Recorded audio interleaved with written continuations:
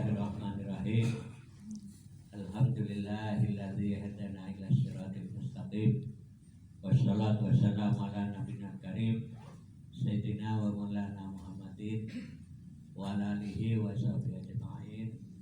Wala haula wala quwwata illa billahil aliyil azim. Amma ba'du. Ashabul fadilah, para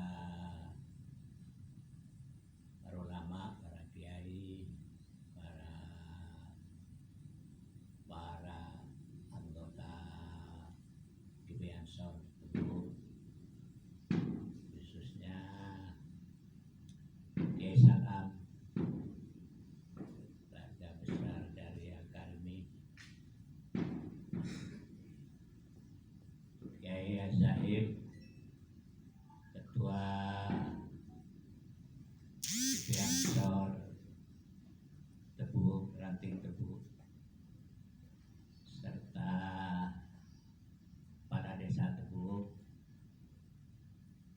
Ketua PAJ Ansor Kecamatan Bangkalan, serta yang lain para anggota yang saya muliakan. Pertama-tama,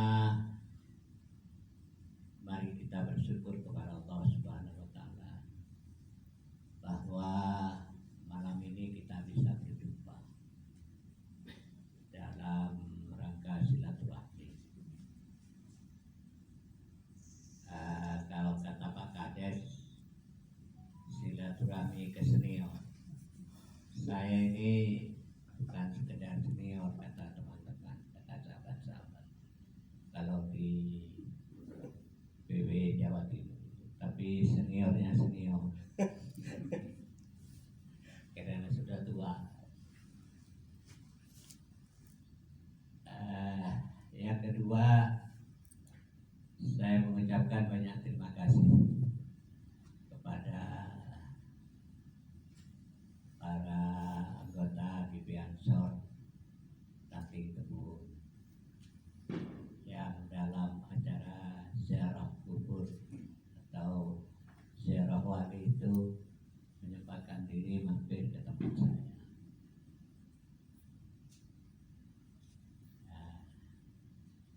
Terima kasih banyak, selamat datang, khususnya di tempat ini secara umum di Madura. Madura itu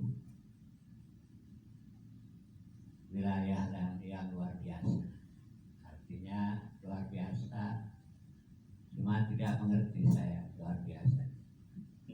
Hanya saja indikator luar biasa itu sekarang ini kan mau masuk tahun politik. Nah, ketua-ketua partai, ketua DPR itu yang orang Jakarta itu bertebaran spanduk-spanduknya di Madura. Saya tidak paham kenapa Madura dijadikan objek pertama. Betul-betul tidak ngerti. Lewat ada gambarnya, tiba-tiba ada gambarnya Ketua Nasdem,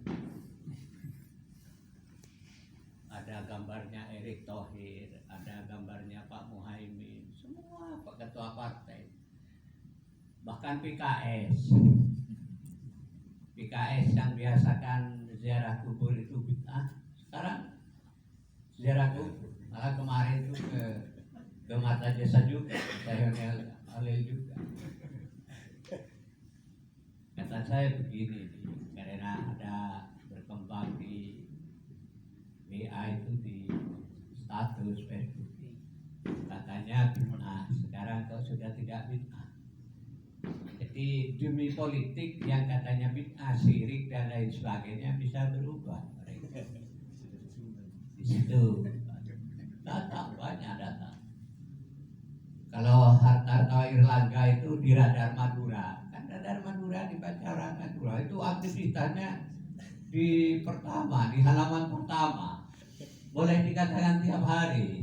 Gus Erlangga Hartarto itu yang mesti bayar itu. Cuma saya pikirkan, yang jadi pemikiran saya, kenapa Madura Madura ini dijadikan objek. Semua partai sudah ada, semua ketua partai yang ingin jadi presiden di 2024 itu sudah ada semua di Madura. Tapi ke pelosok ada yang namanya Gobel, Muhammad Gobel, tiba-tiba ada Gobel. Ini orang Makassar, kongobek di Madura, kok dari Makassar dulu. Makanya konteks luar biasanya di situ, tapi saya tidak paham luar biasanya di mana. Selanjutnya saya jadi ketua Ansor itu tahun 89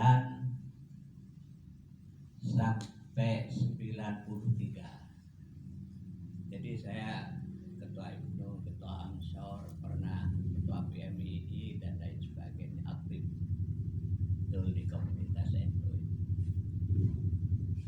Pada saat itu kan di Bangkalan ini tidak begitu aktif NU-nya karena terkontaminasi dengan P3 waktu itu. Jadi lebih banyak aktif di P3. Akhirnya saya oleh kakak misanan Kiai Haji Abdullah Sa'al, ada Kiai Khalil lagi, suruh membenahi NU. Saya mencoba benahi, tapi saya di Ansor.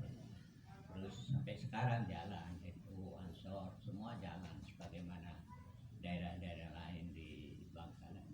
Alhamdulillah. Kalau dulu Ansor ini kan lebih banyak aktivitasnya pada internal, konsolidasi dan lain sebagainya. Kalau sekarang GP Ansor secara umum, NU khususnya GP Ansor secara umum NU yang dihadapi ini kan dua hal.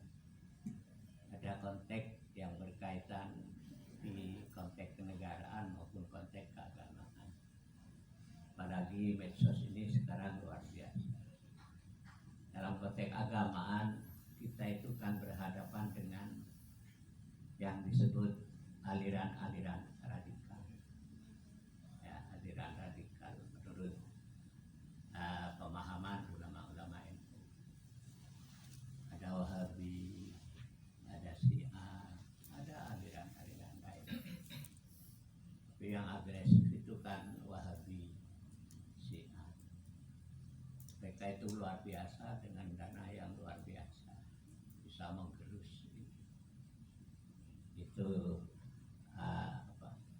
yang khususnya yang Wahabi itu kan selalu menyalahkan amalan-amalan Nahdlatul Ulama. Ya kalau yang mereka tidak peduli. Seperti umpamanya ada Ustadz Adi Hidayat mengatakan bahwa yang tidak ada hadisnya. Ternyata oleh Kiai Marzuki disebut hadisnya ada. Berarti mereka itu asal ngomong. Bakunur tidak ada hadisnya. Ternyata setelah oleh Kiai Mustamar, ketua PWNU, ada hadisnya. Bahkan disebutkan oleh Kiai Mustamar di kitab Bukhari halaman sekian, nomor sekian, di kitab Muslim semua ada. Apa yang kita amalkan itu ada, tapi diintrodusir sedemikian rupa oleh Wahabi itu, oleh Wahabi dan kawan-kawannya, bahwa itu tidak ada. Sebagian orang percaya, terutama orang-orang yang tidak begitu paham agama. Bahkan ada artis mu'alaf perempuan masuk Islam langsung menyalahkan amalan-amalan NU. Luar biasa. Ini tantangan. Syiah begitu juga. Syiah itu dalam konteks keagamaan. Jadi memang kalau kita tinggal diam, kita biarkan hal-hal itu tidak dilawan, apa di medsos dan lain sebagainya, itu nanti akan tergerus kita.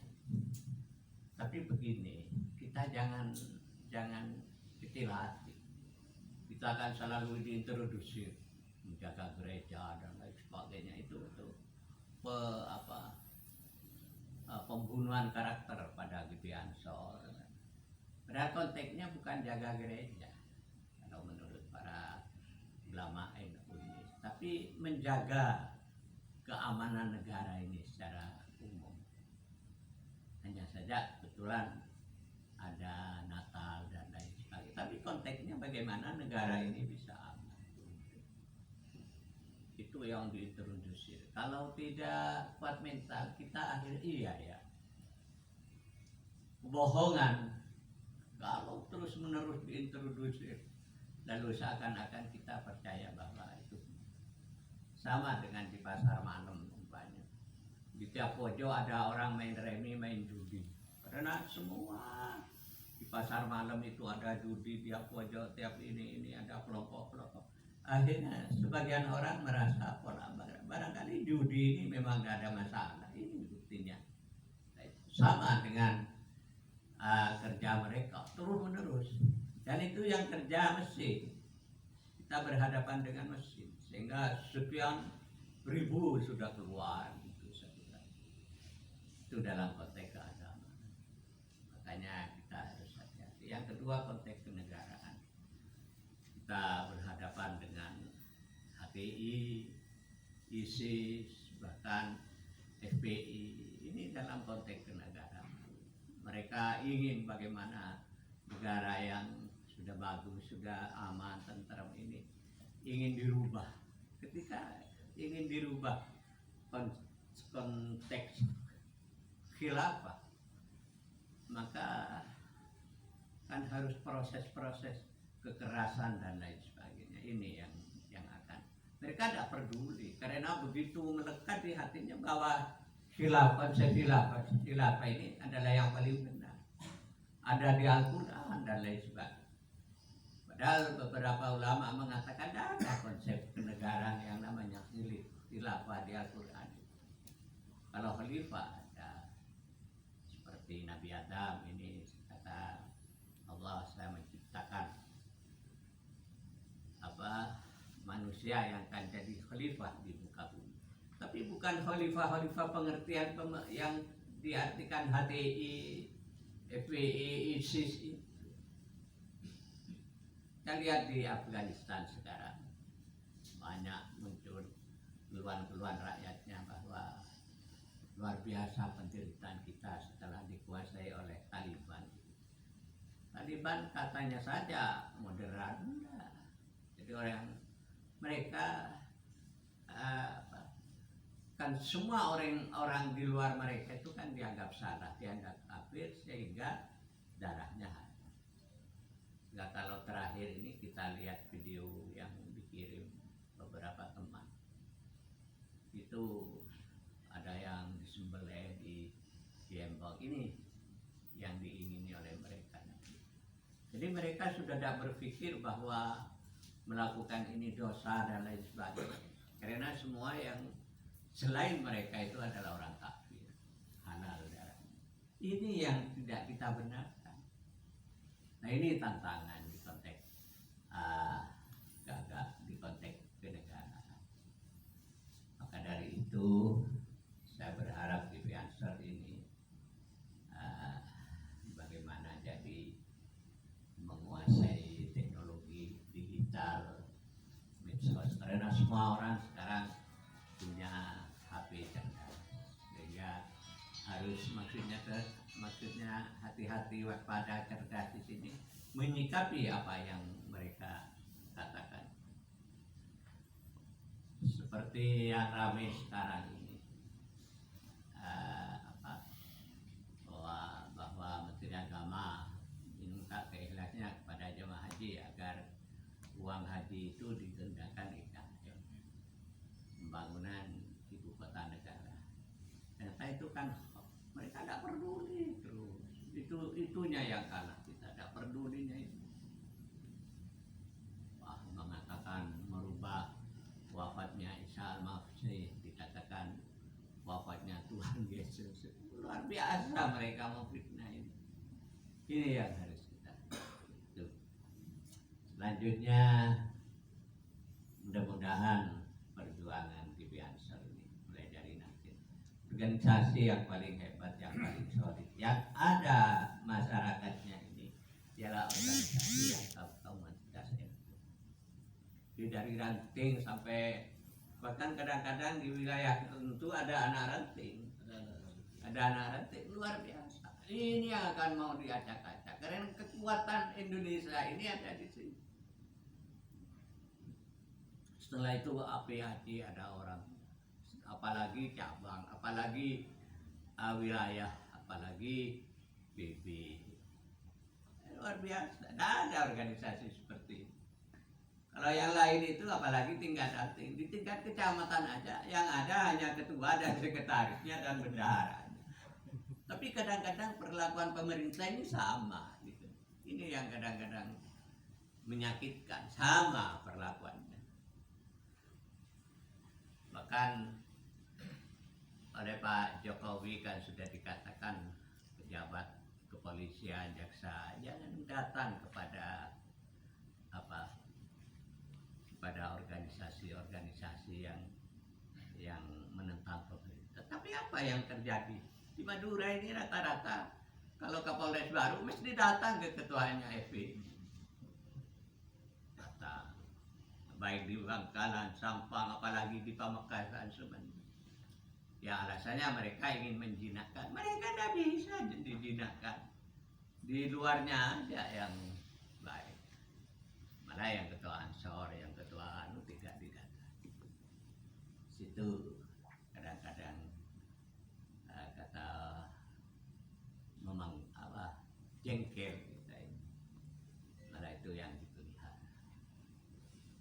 Tapi kita tidak punya perlu pikir. Yang terakhir saya mengucapkan terima kasih kehadirannya pada Pak Kades, pada Salam Kusari, pada Ketua Ranting. Mudah-mudahan silaturahmi ini seperti yang dikatakan oleh Nabi bahwa orang yang suka silaturahmi ini panjang umur. Amin.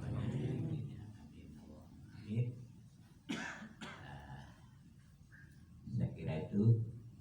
Kalau nanti ada kekurangan dan lain sebagainya, saya mohon maaf yang sebesar-besarnya. Allahumma bihi taqdari. Assalamualaikum warahmatullahi wabarakatuh. Waalaikumsalam. Waalaikumsalam warahmatullahi wabarakatuh.